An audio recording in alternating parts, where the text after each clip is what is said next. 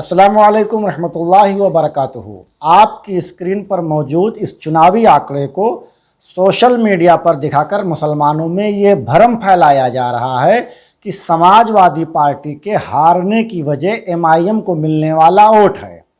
Samajwadi party के हार की वजह एमआईएम को मिले वोट हैं या नहीं, इसको हम बाद में क्लियर करेंगे। पहले ये जान लेते हैं कि ये भ्रम फैला कौन रहा है। सबसे पहले ये पोस्ट मैंने एवी डांडिया साहब के पेज पर देखी। ये जनाब हिंदुस्तानी निजात अमेरिकी शहरी हैं, खुद को साबिक हिंदुस्तानी फौजी के ख़ानदान से बताते हैं, पेशे से हीरों के ताजिर हैं, ऐसा मुझे मालूम हुआ है। अब यह बात कहाँ तक सच है मुझे नहीं मालूम।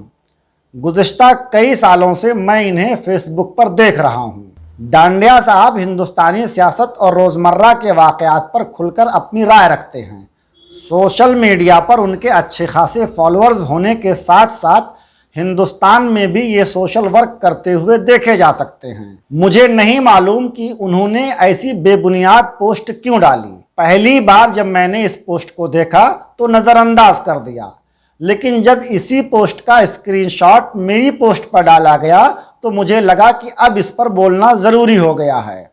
इस पोस्ट के ज़रिए एवी डांडिया क्या बताना चाहते हैं मुझे नहीं मालूम, लेकिन मुझे लगता है कि इस बेतुके से पोस्ट के लिए उन्हें अपनी टाइमलाइन ख़राब करने की कोई ज़रूरत नहीं थी।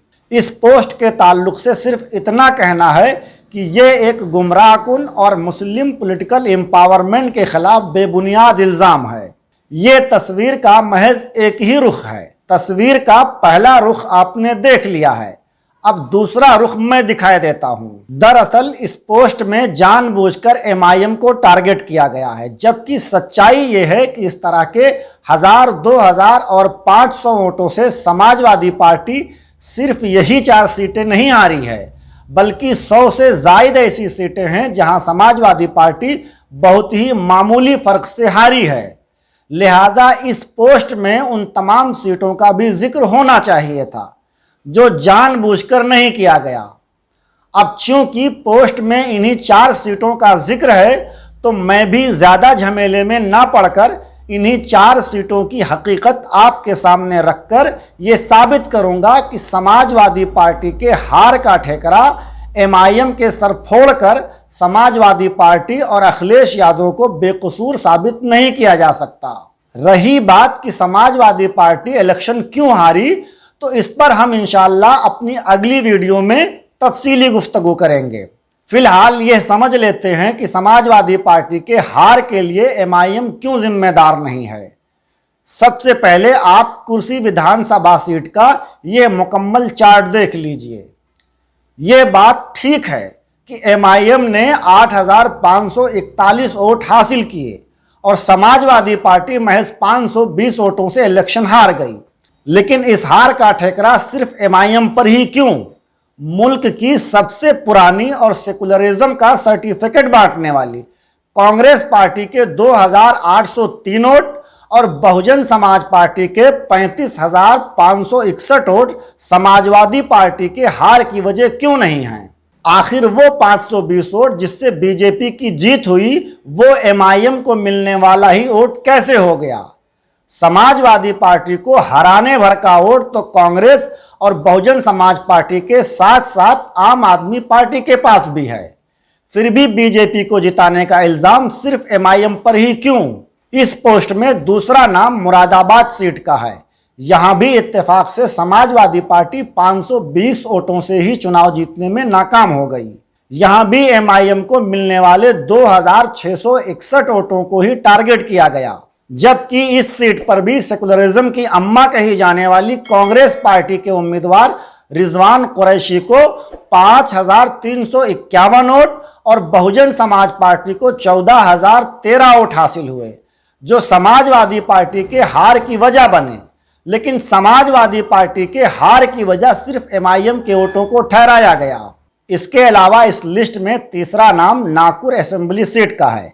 यहां भी एमआईएम को मिलने वाले 3593 वोटों को ही कसूरवार ठहराया गया, जबकि कांग्रेस को मिले 1354 और ओरिजिनली भाजपा की B team Bahujan Samaj party को मिले 55,112 वोटों को नहीं दिखाया गया।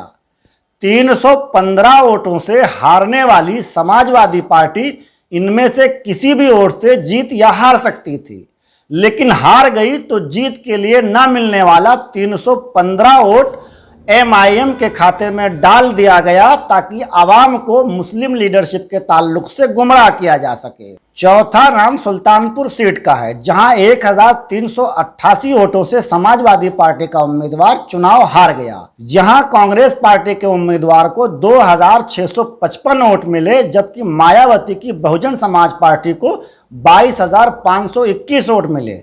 इस सीट पर भी हार का ठेकरा MIM के सर डाल दिया, जबकि MIM से ज्यादा सेकुलरिज्म को बचाने की जिम्मेदारी इन्हीं पार्टियों की बनती है, क्योंकि सेकुलरिज्म के नाम पर मुसलमानों को सबसे ज्यादा इन्हीं पार्टियों ने ही ठगा है। अब समाजवादी पार्टी हार गई तो सारा इल्जाम MIM पर डालकर बाकी सभी को क्लीन चिट दे दिया गया। ये तो वही बात हुई कि मेरा कुत्ता कुत्ता और आपका कुत्ता टॉमी। दरअसल ये मफरूजा ही गलत है कि किसी पार्टी के इलेक्शन में हिस्सा लेने से किसी पार्टी की हार या जीत होती है। डाइवर्सिटी ही डेमोक्रेसी की जान होती है। इलेक्शन में ज़्यादा से ज़्यादा लोगों का हिस्सा लेना ही जमहूरियत की खूबसूरती है।